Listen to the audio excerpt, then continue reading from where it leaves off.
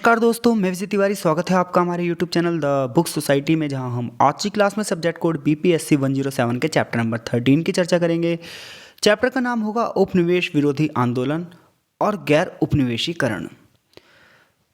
जहां इस चैप्टर को पढ़ने के बाद हमारे सामने प्रश्न आएंगे। वो प्रश्न ये आएंगे कि गैर उपनिवेशीकरण से आप क्या समझते हैं और इसके शुरू होने के क्या कारण थे, या फिर गैर उपनिवेशीकरण को लेकर अमेरिका और सोवियत संघ का क्या रुख था। तो चलिए चैप्टर की शुरुआत करते हैं और जानते हैं कि गैर उपनिवेशीकरण क्या था। तो देखिए, जब हम उपनिवेशवाद की बात करते हैं तो उपनिवेशवाद का मतलब क्या होता है कि एक देश या एक महाशक्ति अपने साम्राज्य को फैलाने के लिए दूसरे क्षेत्रों में हस्तक्षेप करेगी और दूसरे क्षेत्र में हस्तक्षेप करते करते वो उस क्षेत्र की संप्रभुता को प्रभावित करेगी, उस देश की स्वतंत्रता को प्रभावित करेगी और धीरे धीरे करके उस देश पे अपना नियंत्रण कर लेगी। परिणाम स्वरूप वो देश उस महाशक्ति का उपनिवेश हो जाएगा।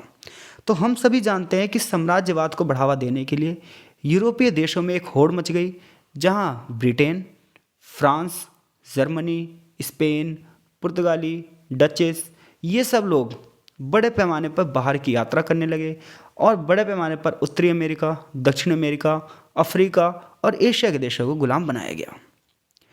ऐसे में ये जो सारे देश गुलाम बने, उसका कारण क्या था? उसका कारण ये था कि उन सभी देशों के पास वो समझ नहीं थी जो समझ यूरोपीय देशों के पास थी।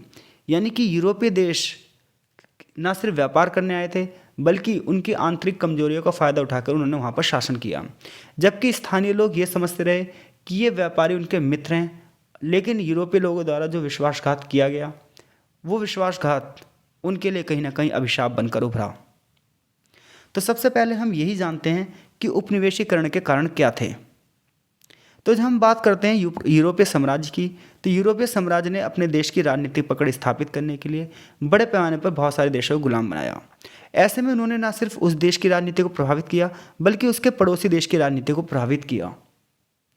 जिस प्रकार से जब हम भारत की बात करते हैं तो श्रीलंका, नेपाल, चाइना, आज जो भी डिस्प्यूट्स हैं, उसके आधे डिस्प्यूट्स की जो वजह है वो सिर्फ और सिर्फ ब्रिटिश साम्राज्य है। तो ऐसे में जिस भी देश को उपनिवेश बनाया जाता था, उसके पड़ोस नीति को भी पूरी तरीके से प्रभावित किया जाता था, उसकी सीमाओं को भी प्रभावित किया जाता था, उसके समुद्री मार्गों को भी प्रभावित किया जाता था। हर देश के अनुभव चाहे कैसे भी हों उपनिवेशवाद को लेकर, लेकिन एक समानता सभी देशों में दिखाई देती है। जितने भी देश गुलाम बने थे, उन सभी देशों में लूटपाट हुई, शोषण हुआ और कुशासन हुआ। यानी कि देश चाहे किसी का भी गुलाम हो, ब्रिटेन का हो, चाहे फ्रांस का, इटली का हो, चाहे स्पेन का हो, गुलाम आप किसी भी देश के हों, लेकिन समस्या आपकी सेम रहेगी कि आपके साथ लूटपाट की गई, शोषण और कुशासन। ऐसे में जब लोगों को ये अनुभव हुआ कि उनके साथ अन्याय हो रहा है, वो स्वयं शासन चला सकते हैं, ऐसे में बड़े पैमाने पर आंदोलन होने शुरू हो गए और परिणामतः बहुत सारे लोगों को जो स्वतंत्रता मिलने में ही 50 साल लग गए। भारत की बात की जाए तो भारत में आज़ादी के लिए संघर्ष 1857 से शुरू हो गया और आगे चलकर स्थानीय रूप से प्रतिरोध होने लगे। लेकिन आज़ादी हमें कब मिली? 1947 में। ऐसे बहुत सारे देशों में आंदोलन शुरू तो होते थे, लेकिन इन आंदोलनों को ख़त्म होने में ही 50 साल लग जाते थे अपने उद्देश्यों को सफल होने में। इसके साथ साथ दुनिया में अधिकांश जितने भी आंदोलन हुए, ये 1920 के बाद ही बहुत बड़े पैमाने पर हुए। जैसे कि भारत में भी असहयोग आंदोलन जो हुआ 1920 में हुआ। इसी प्रकार से क्योंकि अच्छा ऐसा क्यों हुआ, उसका रीज़न ये था कि जब फर्स्ट वर्ल्ड वॉर हुआ तो फर्स्ट वर्ल्ड वॉर में कहीं ना कहीं यूरोपीय शक्तियाँ जो हैं, इनकी कमजोरी पूरी दुनिया को समझ में आ गई। इसके अलावा 1905 में जापान ने जब रूस को हरा दिया तो एशिया के देशों को ये लगने लगा कि जब एशिया का देश जापान इतना आगे बढ़ सकता है तो हम क्यों नहीं। तो ये जो छोटी छोटी घटनाएं थी, इसने आंदोलनों को जन्म दिया। तो यानी कि उपनिवेशवाद के विरोध में जब हम बात करें कि उपनिवेशवाद का विरोध कैसे शुरू हुआ, तो हम कहेंगे कि उपनिवेशवाद की प्रकृति बहुत क्रूर हो गई थी, अत्याचारी हो गई थी। इसके अलावा जनता का एक वर्ग पढ़ लिख कर शिक्षित हो गया था, उसे लगता था कि हम अपना शासन चला लेंगे। ऐसे में आंदोलन की शुरुआत होने लगी। और इसके अलावा पहले विश्व युद्ध के बाद का जो प्रभाव था, इसने उपनिवेशवादी जो आंदोलन है, इन आंदोलनों को बढ़ाने में एक महत्वपूर्ण भूमिका अदा करी। इसके अलावा अमेरिका का योगदान भी इसमें बहुत ज़्यादा था। इसके अलावा अफ्रीका के लोगों में भी एकजुटता की भावना आई। तो इस प्रकार से जब ये सारी एकजुटता की भावना आई, लोगों को अपनी संस्कृति, अपनी सभ्यता, अपनी जागरूकता के बारे में पता चला, तो उसके परिणाम स्वरूप उन्होंने इन यूरोपीय देशों को अपने देश से भगाने का निर्णय लिया। अच्छा, अब देखिए शीत युद्ध की बात करते हैं। शीत युद्ध में गैर उपनिवेशीकरण क्या हुआ? तो देखिए गैर उपनिवेशीकरण का मतलब क्या है? गैर उपनिवेशीकरण का मतलब है कि उपनिवेशवाद की प्रक्रिया को समाप्त करना। देखिए उपनिवेशवाद का मतलब क्या है? गुलाम बनाना। और गैर उपनिवेशीकरण का मतलब है जो गुलाम देश हैं वो आज़ाद होंगे। तो शीत युद्ध कब शुरू हुआ था? 1945 में। तो शीत युद्ध के दौरान बहुत सारे देश आज़ाद हुए। ये माना जाता है विश्व के लगभग सभी देश, हम भी 1947 में आज़ाद हुए हैं। अच्छा, ऐसा क्यों हुआ कि इस समय बहुत सारे देश आज़ाद हुए? तो देखिए हम सभी जानते हैं सेकेंड वर्ल्ड वॉर कब हुआ? 1939 टू 1945। तो सेकेंड वर्ल्ड वॉर के दौरान जर्मनी, जापान, इटली और ब्रिटेन और फ्रांस की कमर टूट चुकी थी। ऐसे में उनकी आंतरिक समस्याएं इतनी ज़्यादा हो गई थी कि वो अपनी अंदरूनी समस्याओं को सुलझाते या इन देशों के चक्कर में पड़ते। तो ऐसे में इनकी अर्थव्यवस्था पूरी तरीके से बेकार हो चुकी थी। ये देश बिल्कुल पूरी तरीके से टूट चुके थे। यूरोप की आंतरिक जो राजनीति थी उसमें ये देश फंस चुके थे और ऐसे में उपनिवेशी देशों पर इनकी पकड़ ढीली होने लगी। परिणाम ये हुआ कि ये सारे देश धीरे धीरे आज़ाद होने लगे। इसके अलावा विश्व में यूएनओ का निर्माण हुआ, जिसके बात हम 15वें चैप्टर में करेंगे। यूएनओ में शुरुआत में 51 देश थे और आगे चलकर इनकी संख्या 117 हो गई, जिससे पता चलता है कि कितने बड़े पैमाने पर देश आज़ाद हुए। और इन देशों में जितने भी देश आज़ाद हुए एशिया के देश थे, अफ्रीका के देश थे और लतीन अमेरिका के देश थे। ये सही बात हम जानते हैं। तो यहाँ पर यहाँ से यहाँ तक ये पूरी बात यही बताई गई जो मैंने आपको समझाई है। शीत युद्ध के बाद दो महाशक्तियों का उदय हुआ, एक अमेरिका और एक यूएसएसआर। अमेरिका और यूएसएसआर अपने अपना प्रभाव बढ़ाने के लिए भी गैर उपनिवेशीकरण को बढ़ावा दे रहे थे। इन्होंने क्या कहा? इन्होंने कहा कि इंटरनेशनल लेवल पर अगर हमें शांति स्थापित करनी है तो हमें साम्राज्यवाद को ख़त्म करना होगा। यानी कि एक देश जो बड़े पैमाने पर दूसरे देशों के सीमाओं को नियंत्रण में ले रहा है, इसे ख़त्म करना होगा। आगे चैप्टर में बताया भी गया है कि अमेरिका का दृष्टिकोण, यूएसए का दृष्टिकोण क्या था। तो देखो अमेरिका का जो दृष्टिकोण था यानी कि यूएसए का जो दृष्टिकोण था, क्योंकि अमेरिका खुद कभी ब्रिटेन का गुलाम था और उसने उस गुलामी से आज़ादी पाई थी अमेरिकन क्रांति के माध्यम से। तो ऐसे में अमेरिका ये चाहता था कि पूरे विश्व में उपनिवेशवाद को ख़त्म कर दिया जाए, पूरे विश्व से ब्रिटेन और फ्रांस की ताकत को ख़त्म कर दिया जाए। इसलिए वो पूरे विश्व में क्या करेगा? स्वतंत्रता का समर्थक बनेगा। लेकिन इसके पीछे एक और कारण है जो अमेरिका सब देशों की स्वतंत्रता को बढ़ावा दे रहा है। क्योंकि पहले विश्व युद्ध के बाद सोवियत क्रांति हुई थी, 1917 में साम्यवादी क्रांति हुई थी रूस में। अब रूस में जब साम्यवादी क्रांति हुई तो सोवियत संघ क्या कर रहा था? सोवियत संघ साम्यवाद को बढ़ावा दे रहा था, गवर्नमेंट सेक्टर को बढ़ावा दे रहा था। ऐसे में वो खुद चाहता था, क्योंकि ब्रिटेन और फ्रांस थे पूंजीवादी देश, ब्रिटेन और फ्रांस प्राइवेट सेक्टर को बढ़ावा देते थे। तो ऐसे में सोवियत संघ क्या करता था? सोवियत संघ का मानना ये था कि प्राइवेट सेक्टर क्या होता है? प्राइवेट सेक्टर के अंतर्गत अमीर अमीर होते जाते हैं और गरीब गरीब होते जाते हैं। तो ऐसे में एक ऐसी अर्थव्यवस्था होनी चाहिए जो समानता पर आधारित हो। तो ऐसे में बहुत सारे देशों का झुकाव क्या था? वो सोवियत संघ की तरफ था, क्योंकि ज़्यादातर देश कंगाली की अवस्था से गुजर रहे थे। तो ऐसे में साम्यवाद ही उनको बढ़ा सकता था आगे। तो ऐसे में अमेरिका साम्यवाद को रोकने के लिए इन देशों को सपोर्ट कर रहा है। अमेरिका अपने प्रॉफिट के लिए इन देशों को सपोर्ट कर रहा है और ऐसे में चाहे कुछ भी हो, लेकिन कहीं ना कहीं इन देशों को प्रॉफिट हुआ और वो देश दासता से आज़ाद हो गए। ये माना जाता है भारत की आज़ादी में भी अमेरिका ने एक बहुत बड़ा रोल अदा किया था जब ब्रिटेन में लेबर पार्टी की सरकार बनी। अब सोवियत संघ का क्या योगदान था? तो जैसे कि मैंने सोवियत संघ के बारे में बताया अभी, पूंजीवाद के प्रभाव को रोकने के लिए सोवियत संघ बड़े पैमाने पर साम्राज्यवाद विरोधी आंदोलन चलाएगा। जिन जिन देशों में ब्रिटेन और फ्रांस का आधिपत्य था उन देशों में अपने फंड से कम्युनिस्ट पार्टी की स्थापना की जाएगी और बड़े पैमाने पर कम्युनिज्म आंदोलन चलाए जाएंगे, जिसका उद्देश्य सिर्फ और सिर्फ ये होगा कि उपनिवेशवाद को ख़त्म किया जाए और साम्राज्यवाद को ख़त्म किया जाए। जैसा कि 1927 में ब्रुसेल्स में साम्राज्यवाद और उपनिवेशवाद के खिलाफ एक बहुत बड़ी मीटिंग हुई और हमारे देश की सबसे बड़ी पार्टी जो उस समय थी वो कांग्रेस, वो इस सम्मेलन में भाग लेने पहुंची, जहां पर पंडित जवाहरलाल नेहरू, सन यात-सेन और अल्बर्ट आइंस्टीन जैसे बड़े बड़े लोग शामिल हुए। तो अगर क्वेश्चन ये बनता है कि गैर उपनिवेशीकरण से आप क्या समझते हैं, ये आंदोलन शुरू होने के क्या कारण थे और इसमें अमेरिका और सोवियत संघ का क्या योगदान था, तो इन सभी प्रश्नों के उत्तर देने में आप सक्षम हैं। अब बात ये आती है कि विश्व की राजनीति पर गैर उपनिवेशीकरण का क्या प्रभाव पड़ा, यानी कि जो नए नए देश आज़ाद हुए इसका विश्व की राजनीति पर क्या प्रभाव पड़ा। तो देखो, विश्व की राजनीति पर गैर उपनिवेशीकरण का सबसे पहला प्रभाव तो ये पड़ा कि विश्व के नक्शे में बदलाव आया। विश्व में बहुत सारे नए नए देश आज़ाद हुए और उन्होंने विश्व की राजनीति को प्रभावित करना शुरू कर दिया।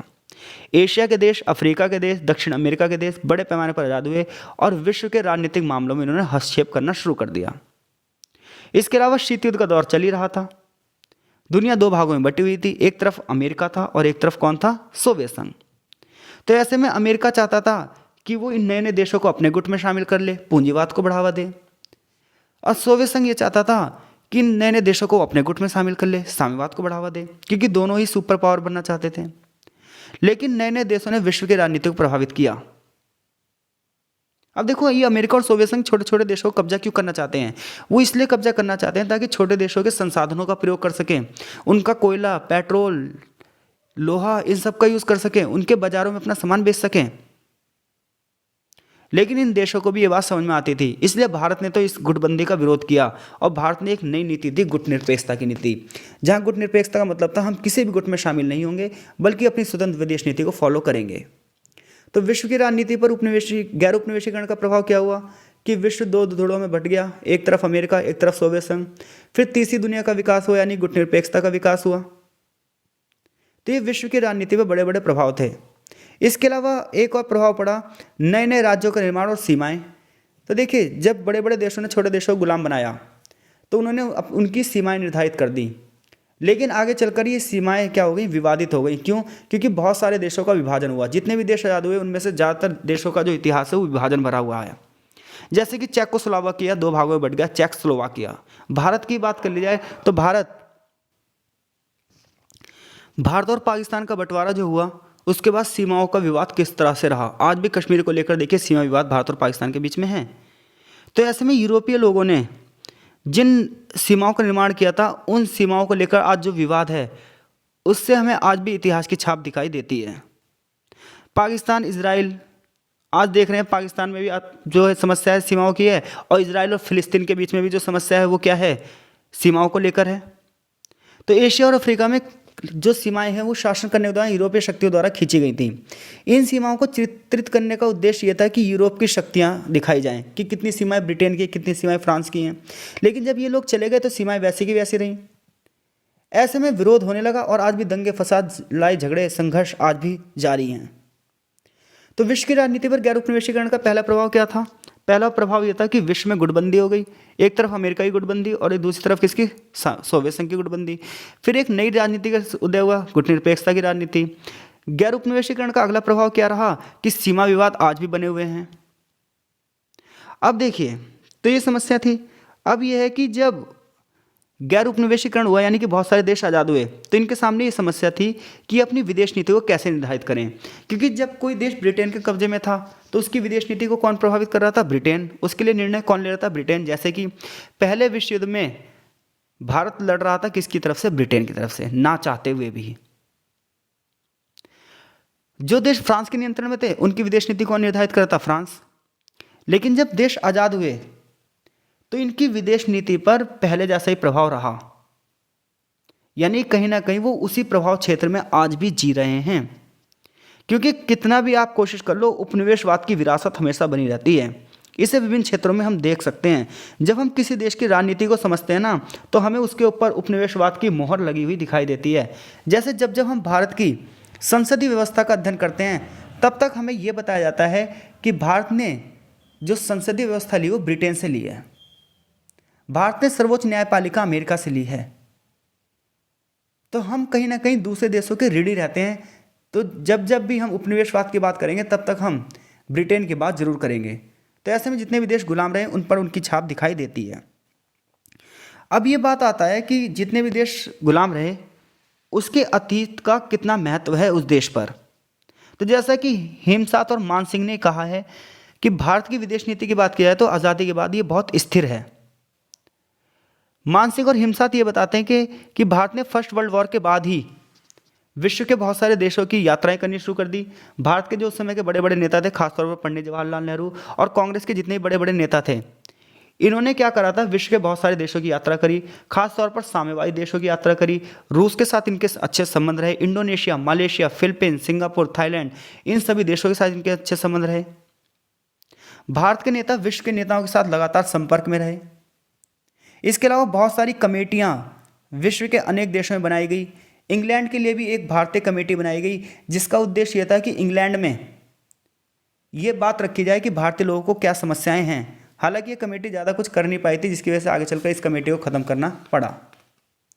तो देखा जाए तो भारत में आज़ादी से पहले भारतीय राष्ट्रीय कांग्रेस का एक बहुत बड़ा योगदान था भारत के विदेशी संबंधों में। तो ऐसे में जिन देशों ने हमारा समर्थन किया, जिन देशों का हमने समर्थन किया, आगे चलकर उन देशों के साथ हमने नीतियां बनाई भी है। कांग्रेस के नेता अंतर्राष्ट्रीय समुदाय के बीच में बातचीत का तरीका अपना रहे थे। उनका यह मानना था कि कांग्रेस नेताओं ने ये सोचा कि स्वतंत्र भारत के पास जो चीज़ें होनी चाहिए वो उनका चीज़ें आज से ही होनी चाहिए।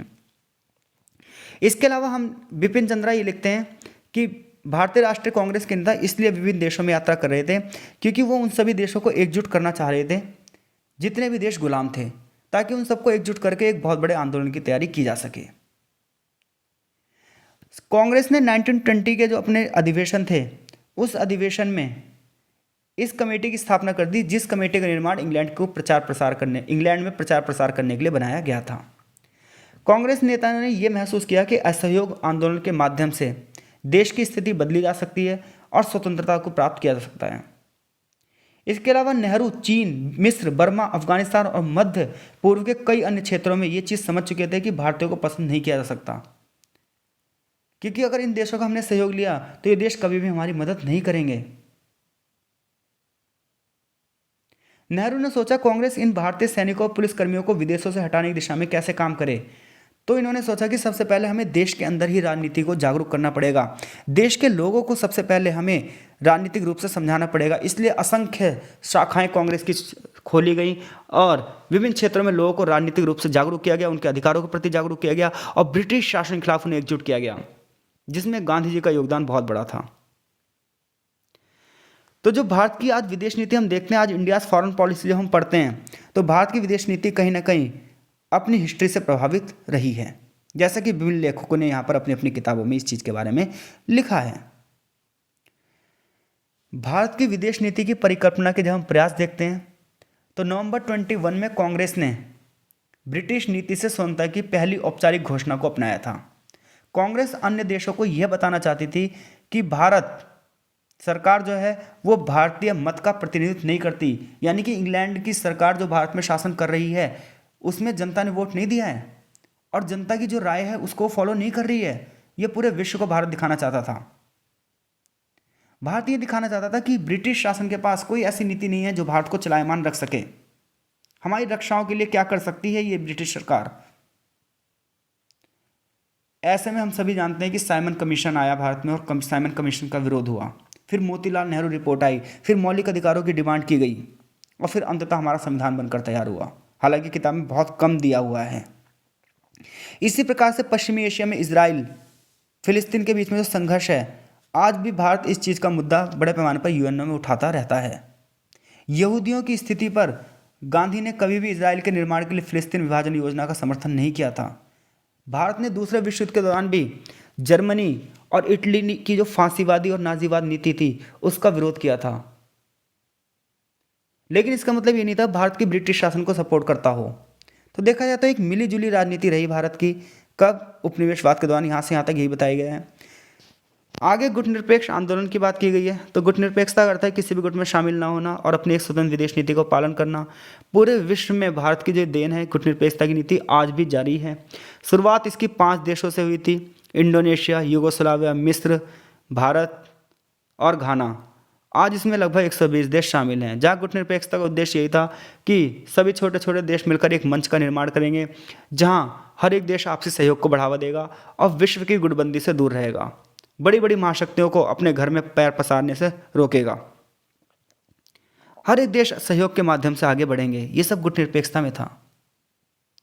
तो जब हम गुट निरपेक्षता के आंदोलन की जड़ों को देखते हैं तो हम ये देखते हैं कि इसकी उत्पत्ति 1956 के बांडुंग सम्मेलन में शुरू हो गई थी, लेकिन कुछ लोगों का कहना है नहीं, उससे पहले 1940 के बाद ही गुट निरपेक्षता की बात शुरू हो चुकी थी।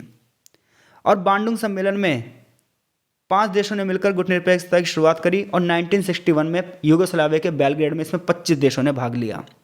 तो जब हम ऑफिशियल देखते हैं तो 1961 में गुट निरपेक्षता हमारे सामने आती है, लेकिन हम देखें तो 1940 के बाद से ही कहीं ना कहीं गुट निरपेक्षता की बात शुरू हो चुकी थी।